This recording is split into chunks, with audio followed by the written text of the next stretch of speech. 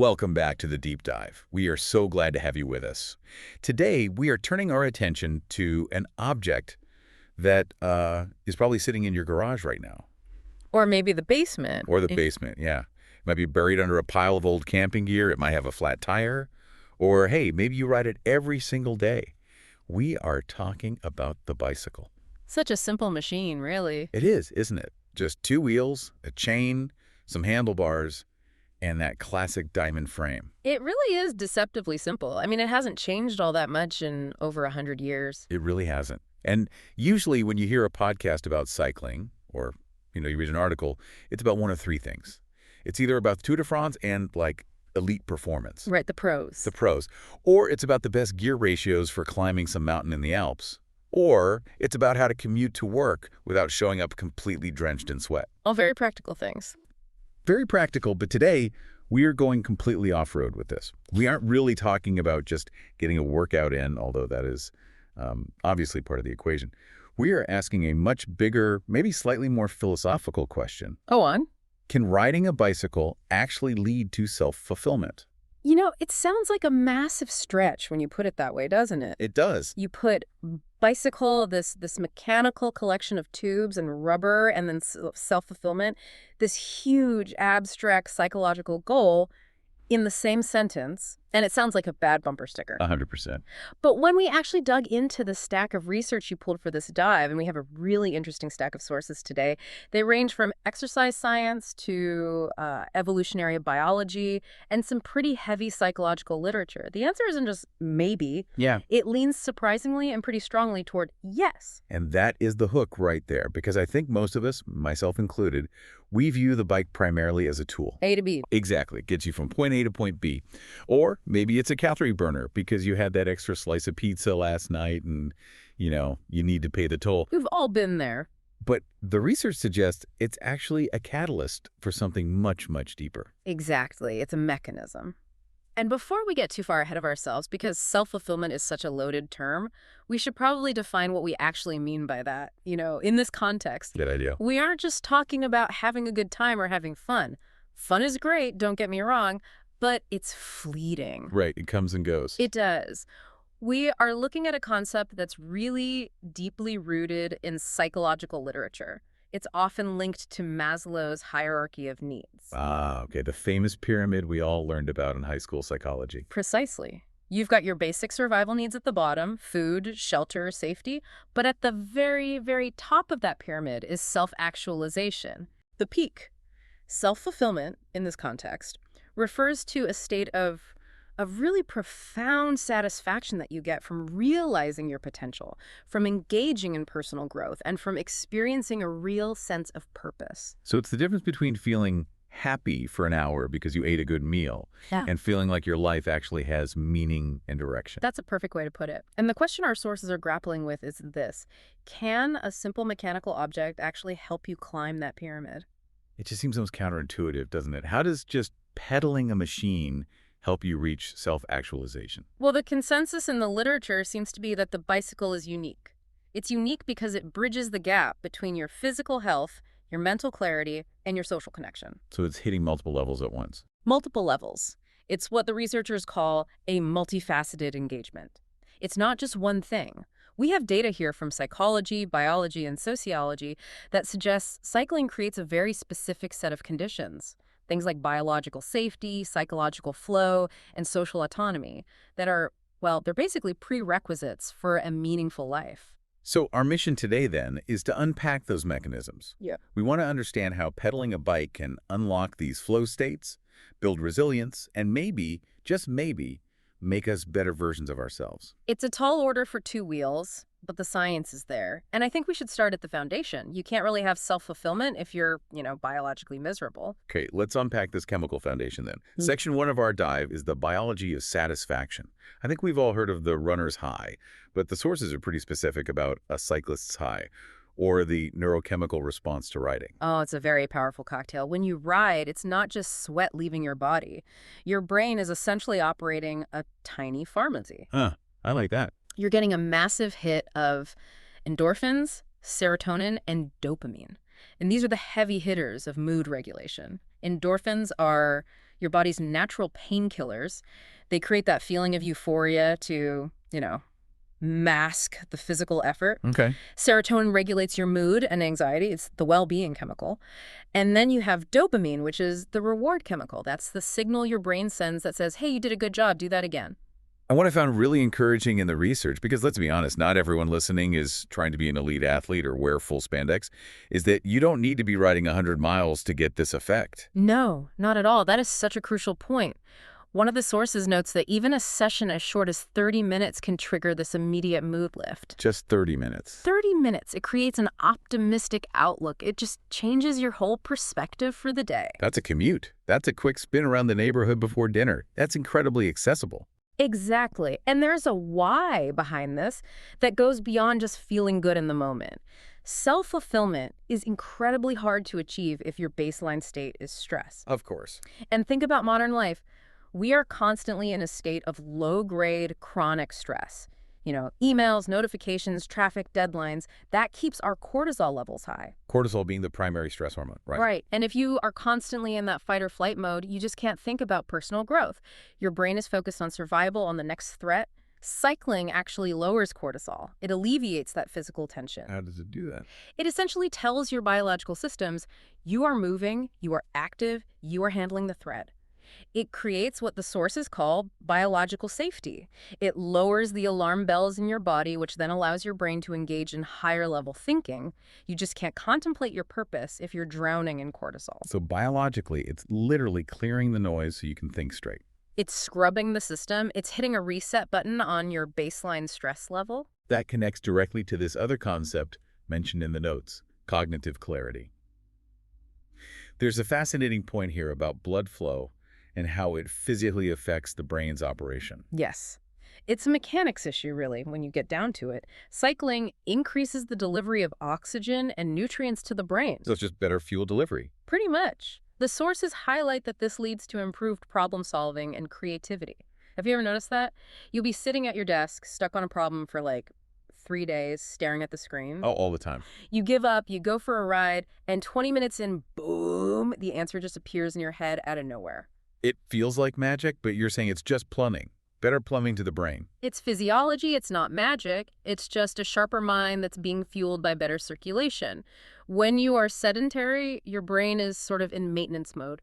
When you are active, especially with the rhythmic nature of cycling, you are hyperoxygenating the frontal cortex. And that's the important part of the brain for this stuff. That is where the executive function lives. That is where the self lives. That's where you make decisions and plan for the future. And there's a really serious side to this, too. The sources mention that cycling acts as a buffer against anxiety and depression. There's even research indicating a correlation between regular cycling and a decreased likelihood of being prescribed medication for these issues. That is a very significant finding. It suggests that for some people, the bicycle is a form of preventative mental health care.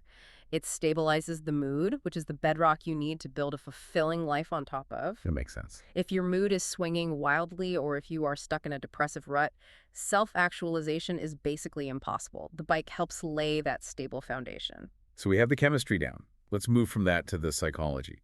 This is where it gets really interesting for me, this idea of the moving meditation. This is a favorite topic of mine. We often think of meditation as, sitting perfectly still in a quiet room, legs crossed, eyes closed. Which is really hard for a lot of people. It can be torture, especially in our hyperactive, hyper-distracted world. The mind wanders. You start making grocery lists. You worry about that email you forgot to send. Cycling offers an alternative. Mindful motion. I love the analogy the sources use here. They compare the rhythmic motion of pedaling to a mantra in meditation. It's very apt, isn't it? In traditional meditation, a mantra is a tool to focus the mind, a word or a sound you repeat to keep your thoughts from drifting. On a bike, the cadence, that repetitive circular motion of your legs, it acts as a somatic anchor. A somatic anchor. Yeah, it gives your body something to do so your mind can finally settle. It occupies the monkey mind, if you will. But there's another layer to it, right? It's not just the rhythm, it's the requirement of your attention. Exactly. Cycling forces you into the present moment because of the safety requirement. If you are on a treadmill in a gym, you can zone out, you can watch TV, you can jing scroll on your phone. We all are. But if you do that on a bike out in the world, you will crash. You have to balance. You have to watch the road surface for potholes. You have to navigate traffic. This level of required focus effectively blocks out what psychologists call racing thoughts or mental clutter. It's a forced break in the anxiety loop. It really is. You physically cannot worry about your email inbox while you are negotiating a descent at 25 miles per hour. Your brain just doesn't have the bandwidth. It creates a sanctuary of the present, It does. And that leads directly to the flow state. the holy grail of performance psychology. The holy grail, indeed. Flow is that state where the world just falls away and you are completely immersed in the activity. Worries fade. Time distorts. An hour can feel like 5 minutes. How does cycling trigger that so effectively? The combination of physical exertion and the focus required to ride creates a perfect environment for flow. It usually sits right at that intersection of your skill and the challenge of the ride. It's hard enough to demand your full attention, but not so hard that you are panicking. The sources also highlight something that is becoming increasingly rare in modern life, which aids this flow state: a forced digital detox. This is so crucial for modern self-fulfillment. We are constantly tethered to notifications. We are like Pavlovian dogs waiting for the next ding from our phones. That's true. When you are on a bike, you generally cannot look at your phone. It is a forced disconnection. The sources suggest that this disconnection allows for a reconnection with the self. It gives you space to process thoughts without the constant distraction of technology and daily schedules. You can actually follow a thought from its inception all the way to its conclusion without being interrupted. It's also about the sensory experience. I think we forget how insulated we are in our day-to-day lives. The sources contrast driving, which is passive and enclosed, with cycling, which is active and exposed. Think about the modern car. It is designed to isolate you. You have soundproofing, climate control, tinted windows. You are watching the world on a screen, essentially your windshield. You're in a bubble. You're in a bubble. When you're on a bike, you are in the environment. You feel the wind on your face. You feel the temperature change when you go into the shade. You smell the air, for better or for worse. You hear the birds or the sounds of the city. You're a participant, not just an observer. Exactly. This sensory richness grounds you. It fosters a sense of peace and introspection that is so often missing from modern life. You are a participant in the physical world. Okay, so we have the biological foundation, we're chemically happier. We have the psychological state of flow, we're present in the moment. Now let's talk about agency. Section 3 covers agency, autonomy, and freedom. This is where we get into the concept of self-propulsion. There is a profound psychological difference between being moved by an engine and moving yourself. That feeling of, I got myself here. Yes, the bike moves only because you move it. It is an inanimate object until you provide the energy. That creates a direct, tangible link between your effort and your progress. It fosters a huge sense of independence, and historically, this has been a massive driver of social change. The sources touch on the bicycle's role in the late 19th and early 20th centuries, especially in providing women with a sense of self-sufficiency and independence. It literally expanded their world. Before the bicycle, a woman's mobility was often limited to walking distance or, dependent on a man with a horse and carriage. Right. The bicycle allowed them to travel without chaperones, to go further, to organize. Susan B. Anthony famously said the bicycle had done more to emancipate women than anything else in the world. Wow. That historical context is so important because it underlines that at its core, the bicycle is a machine of liberation. It expands the radius of your life. And that freedom applies today in a very practical way, too. Freedom from bus schedules, freedom from traffic jams, freedom from paying for fuel. It's practical freedom, as the sources call it, but it leads directly to psychological freedom.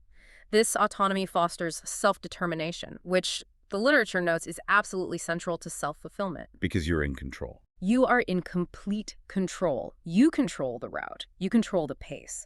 You control the destination.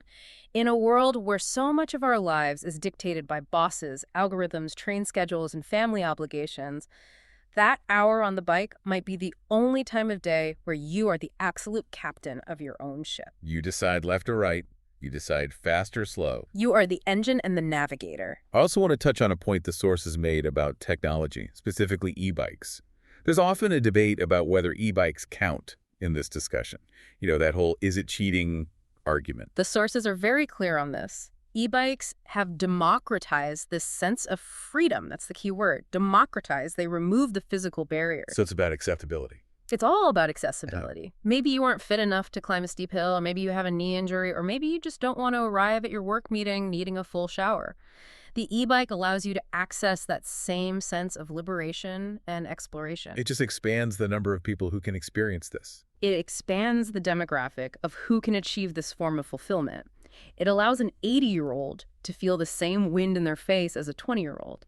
It's not about the suffering for everyone. It's about the agency. It's about the ability to move freely under your own power, assisted or not. Speaking of suffering, though, Yeah. that brings us perfectly to Section 4. Because for some people, the suffering is the point.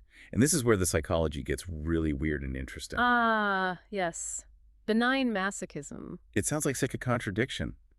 How does pain lead to happiness? Why would hurting yourself on a steep hill lead to self-fulfillment? It's a fascinating psychological phenomenon. Some individuals derive deep, deep reward from overcoming self-imposed physical challenges. Now, it's not about injury. That's bad pain. This is about what some call pain affinity or effortful pain.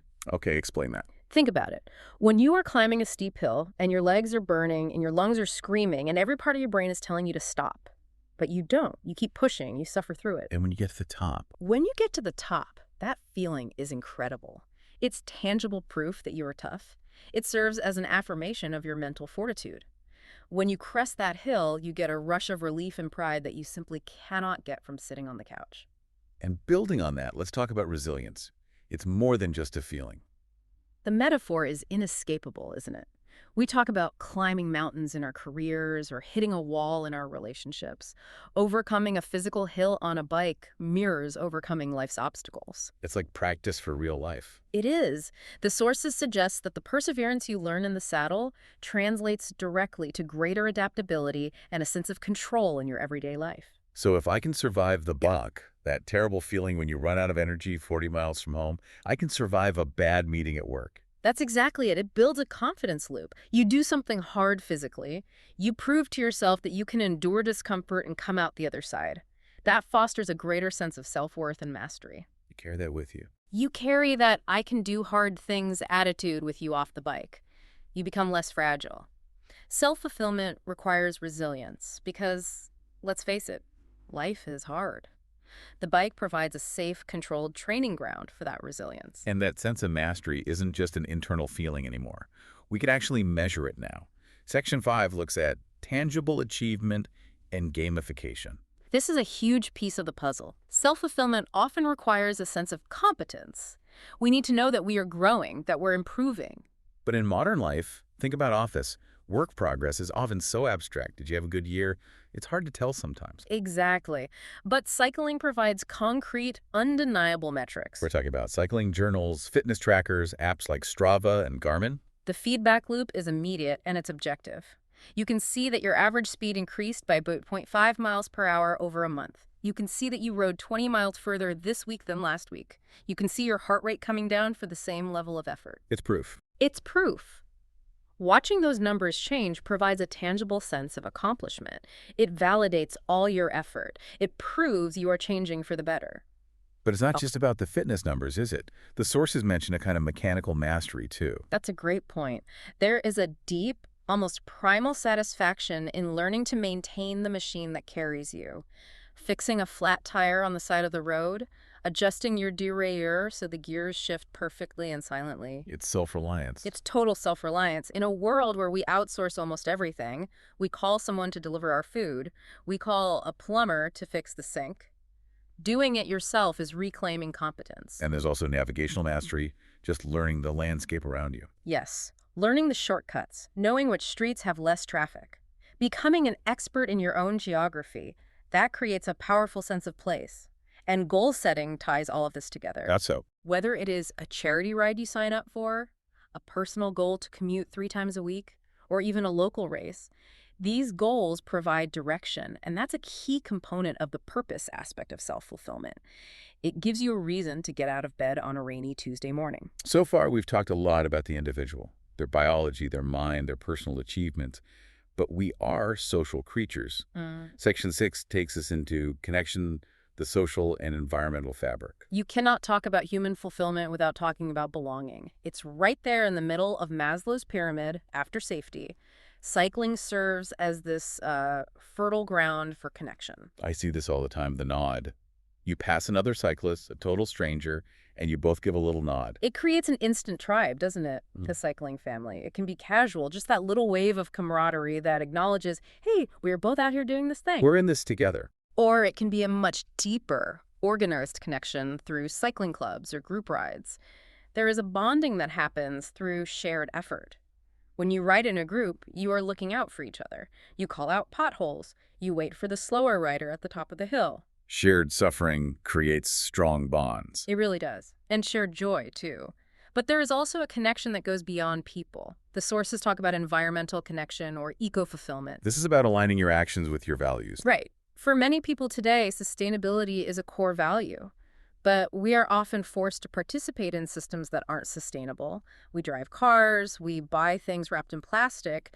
That creates a sort of cognitive dissonance. It's a low-level stress. It is. Cycling, with its zero emissions, provides a deep sense of purpose and moral alignment.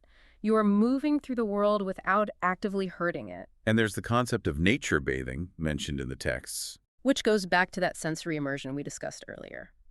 Moving slower than you would in a car allows for a much more intimate experience of the geography. You notice the flowers blooming on the side of the road. You notice the topography. You really feel the hills and realize your town isn't flat at all. You feel connected to it. It fosters a sense of interconnectedness with the world. You aren't just passing through the landscape in a metal box. You are a part of it. Okay, now, before everyone sells their car and buys a carbon fiber bike thinking it's going to solve all their problems, we need to pump the brakes a little and look at Section 7, the nuance. Yes, absolutely. We need to be realistic. It's not magic. The sources are very clear that cycling is a catalyst, not a magic pill. And there is significant individual variance. For one person, it can be completely transformative. For another person, it's just transportation. It's just a way to get to work. We have to look at the caveats. And safety is the big one. It is. Traffic risks are real. If you are riding on a busy road with dangerous drivers and no bike lane, your cortisol isn't going down, it's going through the roof. Right, you're back in fight or flight mode. Exactly. That fear can completely negate all the positive benefits we've discussed. Accessibility is also huge. Not everyone lives in a place where safe, enjoyable cycling is even an option. And then there's the internal risk, burnout. The obsessive training trap.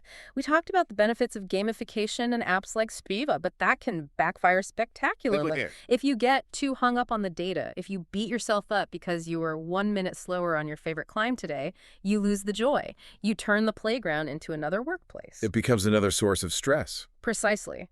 The sources warn that fulfillment comes from balance, not just mileage. If the bike becomes another source of anxiety in your life, you're doing it wrong.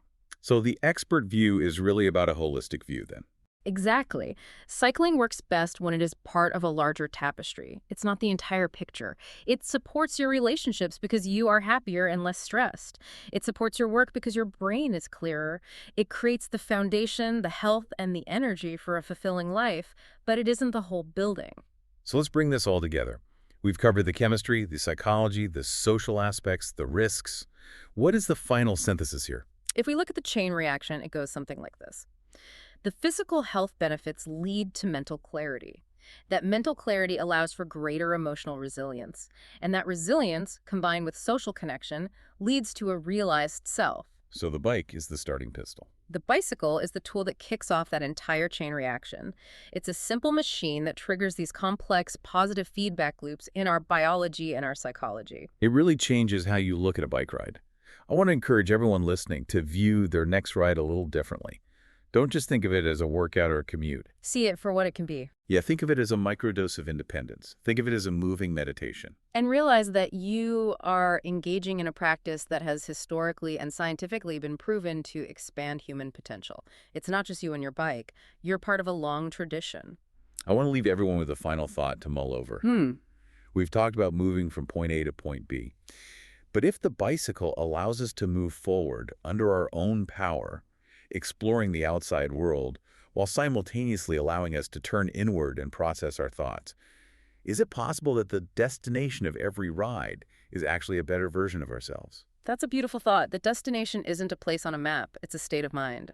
Thanks for diving in with us. We'll see you in the next one.